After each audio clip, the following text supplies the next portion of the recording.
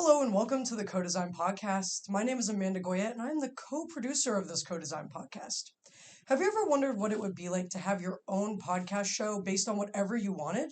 Well, I'm here to talk with Professor Jon Boroshok about his new podcasting class for the fall of 2024. JB, do you think you could tell us a little bit about the podcasting class that you have planned for next fall? Sure. What we thought about going into this was podcasting has just exploded. It's growing, it's cool, people are listening to it. If you look at the demographics, particularly people in the age of college students, it's just a natural match. People have kind of walked away from what we used to call terrestrial radio, meaning AM and FM. There's just such limited content in broadcast that people are now doing their own thing and they're podcasting. And what this class is going to do is teach people the basics of how to ideate, if that's a word, how to come up with the idea for their podcast. How do you structure it? How do you write scripts for it? How do you produce it? What equipment do you use? It's going to be a lot of hands-on. It's going to be sort of this grand experiment. People are going to be able to learn how to do a podcast, and then they're going to, at the very least, come up with a formal plan for the podcast and hopefully produce some of their own, with the safety net of doing it as part of a class. So if things don't go well, that's okay. That's what you're here for. Mm-hmm. But it'll give you the basic tools to be able to get into podcasting. Those were some of the course outcomes, obviously, but are there any limitations for students when they want to do their own podcast? There are some limitations. Do you have the time? Do you have the idea? It's sort of like keeping a journal or blogging. You have this great idea and a theme and a topic, but then you need the discipline to sit and write on a regular basis. In this case, it would be to sit and record on a regular basis with probably the writing part of it also. So it's a matter of finding the drive, finding the discipline, finding the time. And for college students that are taking 5 classes, probably have a part-time job, other activities, and of course you got to have time for Netflix and going down a rabbit hole on TikTok, people are pulled in lots of different directions. Mm-hmm. It's a discipline that, I've got my own music podcast, and even I don't have it. I'm sporadic in when it comes out. Mm-hmm. Speaking for myself, I know that I love having courses that I get to pick based on what I'm interested in. So this is going to be one of those kinds of courses that's not going to be a required course for anything, is it? Correct. Right now, it's what we call a special topics course. Students don't necessarily need to worry about that. But when you're introducing a new course, Mm-hmm. there's a whole procedure and governance that you have to go through. They let you give it a one-time try under what we call a special topics course. Then you go back and dissect it and look at the results and decide whether it becomes a permanent part of the curriculum. Mm-hmm. So for the fall of 2024 semester, or as we call it around here, 24 FA day, we will have that as a special topics course. I'm not sure of the exact time slot yet. I put in a request for the 11 o'clock in the morning slot so that, nobody's getting up too early to do it, but not staying too late on it. It'll be a popular time slot, and I think we're going to cap the course at about 15 students for the first time it runs. For most people's program evaluations, it's going to fall into the free elective category, at least for now. So, JB, as for the recording aspect of this class, do you know where you want to do it? I'd like to do it right here at Radio SNU. Mm-hmm. First of all, the penguin is telling me that's what we need to do. But I guess people listening to us can't see the penguin. There's a penguin here wearing a Radio SNU shirt. Always give it a visual description. That's one of the things we'll teach our students is how do you paint a visual picture for people who can't see what's going on. But yeah, Radio SNU Studio has the right equipment. It has the right optics. It ties in with a lot of the mission that Radio SNU has is they want to get more into podcasting also. So it seems to me like using the studio is the best of, of all possible options. Do you have a platform that you would like to use for this class?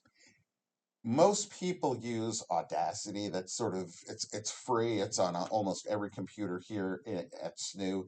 So that seems to make the most sense. I think if we could ever get to the point where Adobe Audition is available, hint for those of you planning communication budgets and spending, it would be really nice to have that in here. It would really give our students a leg up, but Audacity would work just fine. And what if students wanted to use music in their podcast? Do you have a plan for that? So there's a little bit of a problem with using music. Music is so copyrighted Hmm. that you can't, even if you own the CD or if you own the MP3 or if you're streaming from Spotify, you can't use that. You're violating copyright laws unless you're using. There's one other software option out there. It used to be called Anchor. Now it's Spotify for podcasters. Mm. Those will let you use actual music on Spotify as part of your show. The downside to that is then your show will only be available on the Spotify app, not even on the desktop version.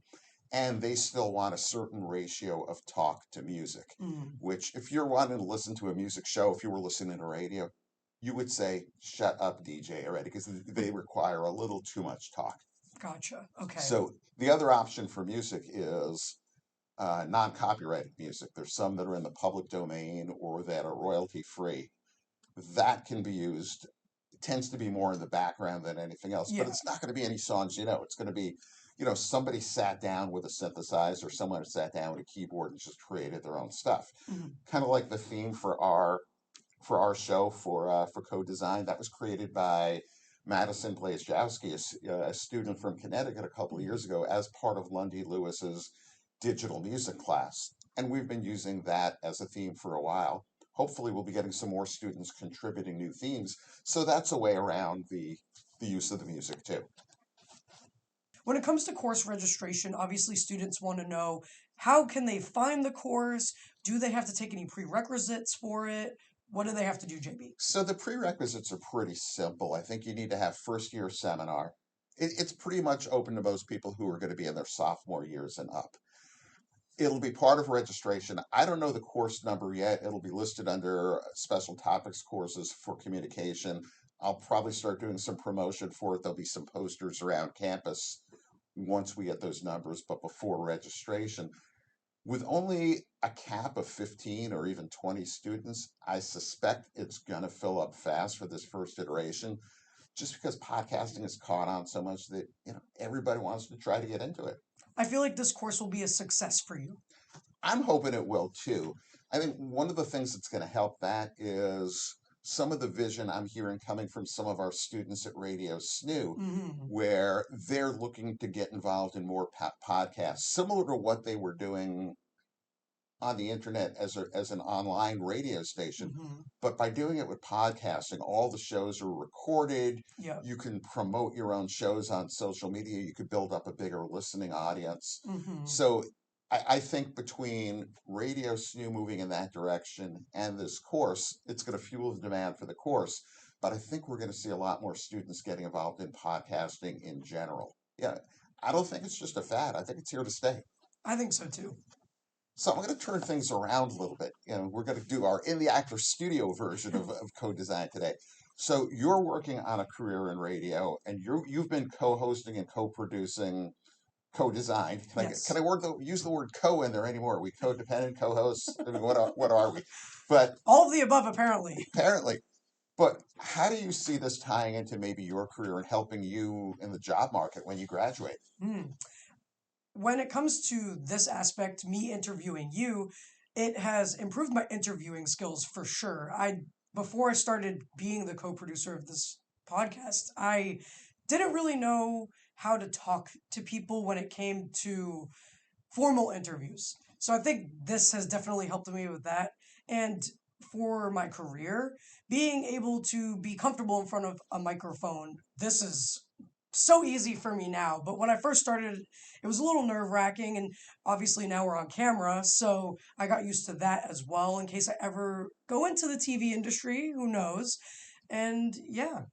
Yeah, and I know from my end, I remember when we first met and talked about this. You were in my Com 125, the Hmm. Dissecting Pop Culture class, and opening day you said you had an interest in radio.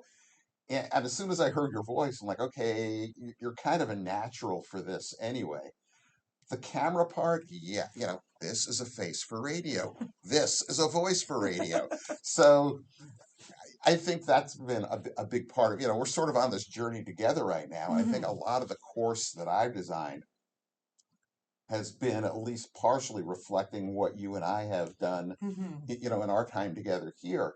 The idea of the interviewing, that's part of what people are going to learn how to do as part of the podcasting course. It's put down the phone and actually have a face-to-face conversation type of thing.